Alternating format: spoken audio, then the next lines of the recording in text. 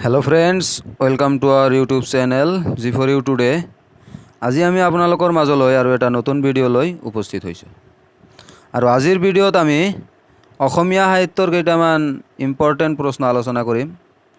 যদি আমাৰ ভিডিঅ' আপোনালোকক ভাল লাগে, লাইক কৰিব, কমেণ্ট কৰিব আৰু শ্বেয়াৰ কৰিব, আৰু অনুগ্ৰহ কৰি ছাবস্ক্ৰাইব কৰিবলৈ নাপাহৰিব। সো পলম নকৰাকৈ বলক আমি আমাৰ ভিডিঅ' আৰম্ভ কৰোঁ। সো ফ্ৰেন্ডছ, কোৱেশ্চন নম্বৰ 1, অসমীয়া ভাষাত কোনে ৰামায়ণ ৰচনা কৰিছিল? শুদ্ধ উত্তৰটো হ'ব option number D, Madhav Kandali. Question number 2, মহাভাৰতৰ অসমীয়া ভাঙনি কোনে কৰিছিল? শুদ্ধ উত্তৰটো হ'ব অপশ্যন নম্বৰ সি, ৰাম সৰস্বতী। কোৱেশ্চন নম্বৰ 3, হস্তি বিদ্যাৰ্ণৱ পুথিখনৰ বা গ্ৰন্থখনৰ ৰচক কোন? শুদ্ধ উত্তৰটো হ'ব অপশ্যন নম্বৰ ডি, সুকুমাৰ বৰকাইত। কোৱেশ্চন নম্বৰ 4, অৰুণোদয়ৰ প্ৰথম সম্পাদক কোন আছিল? শুদ্ধ উত্তৰটো হ'ব option number D, Nathan brown. Question number 5, অৰুণোদয়ৰ প্ৰথম সংখ্যা প্ৰকাশ পাইছিল? শুদ্ধ উত্তৰটো হ'ব অপশ্যন নম্বৰ সি, 1846। কোৱেশ্চন নম্বৰ 6, কোনখিনি সময়ক অসমীয়া সাহিত্যৰ অৰুণোদয়ৰ যুগ বুলি কোৱা হয়? শুদ্ধ উত্তৰটো হ'ব অপশ্যন নম্বৰ এ, 1846 পৰা 1889 লৈকে। Question number 7, a few remarks of Assamese language পুথিখন কোনে ৰচনা কৰিছিল? শুদ্ধ উত্তৰ হ'ব অপশ্যন নম্বৰ সি, আনন্দৰাম ঢেকিয়াল ফুকনে 1855 পুথিখন প্ৰকাশ পাইছিল। কোৱেশ্চন নম্বৰ 8, মাইলছ ব্ৰনছন ৰচনা কৰা প্ৰথম অসমীয়া অভিধানখনত কিমানটা শব্দই স্থান পাইছিল? শুদ্ধ উত্তৰ হ'ব অপশ্যন নম্বৰ বি, 14,000 শব্দই স্থান পাইছিল। কোৱেশ্চন নম্বৰ 9, কোনখিনি সময়ক অসমীয়া সাহিত্যৰ ৰোমান্টিক যুগ বুলি কোৱা হয়? শুদ্ধ উত্তৰটো হ'ব অপশ্যন নম্বৰ বি, 1889 পৰা 1940 লৈকে। কোৱেশ্চন নম্বৰ 10, প্ৰথম অসমীয়া ৰোমান্টিক কবিতাটো হ'ল? শুদ্ধ উত্তৰটো হ'ব option number B, Bonkuwori. Question number 11, Pratima কবিতা পুথিখনৰ কবিগৰাকীৰ নাম হ'ল? শুদ্ধ উত্তৰ option number A, Chandrakumar Agarwala.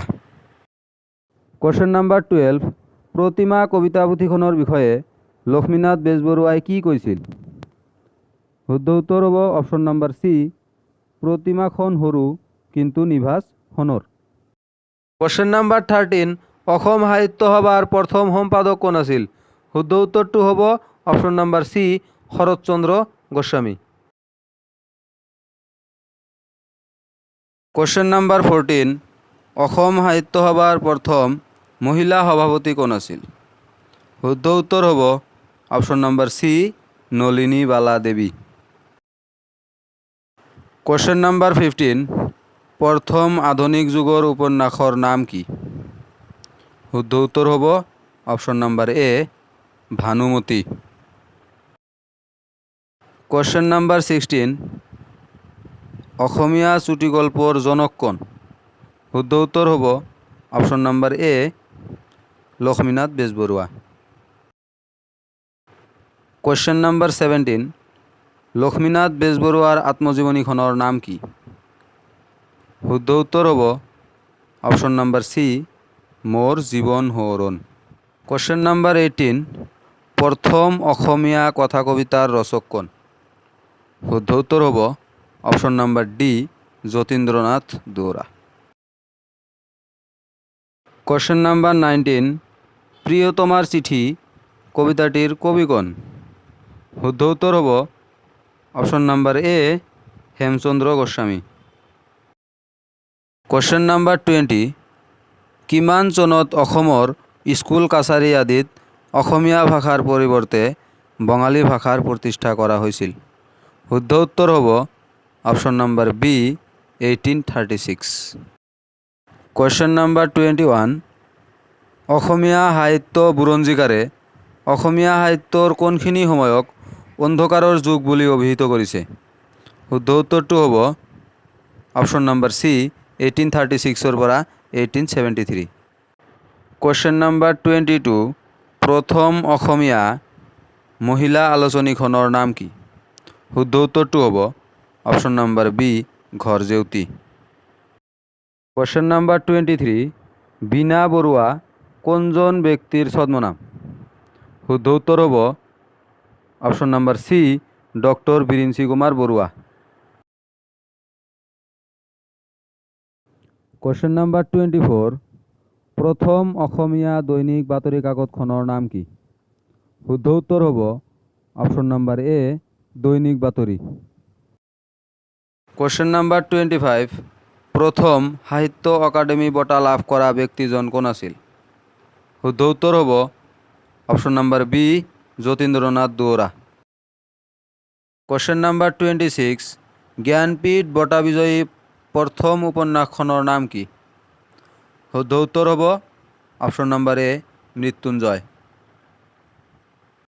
Number 27, কোনজন গ্ৰন্থকাৰক অসমীয়া সাহিত্যৰ ব্লাষ্টাৰ স্কট বুলি কোৱা হয়? শুদ্ধ উত্তৰ হ'ব option number B Rajanikanta Bordoloi. Question number 28, জনজাতীয় জীৱনৰ ভিত্তিত ৰচিত প্ৰথম অসমীয়া উপন্যাসখনৰ নাম কি? শুদ্ধ উত্তৰ হ'ব option number B Miri Jiyori. Question number 29, Miri Jiyori নামৰ উপন্যাসখনৰ ৰচক কোন?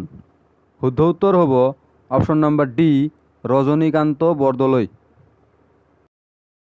কুৱেশ্যন নম্বৰ 30, প্ৰথম অসমীয়া সামাজিক নাটকখনৰ নাম কি? শুদ্ধ উত্তৰ হ'ব অপশ্যন নম্বৰ চি ৰাম নৱমী।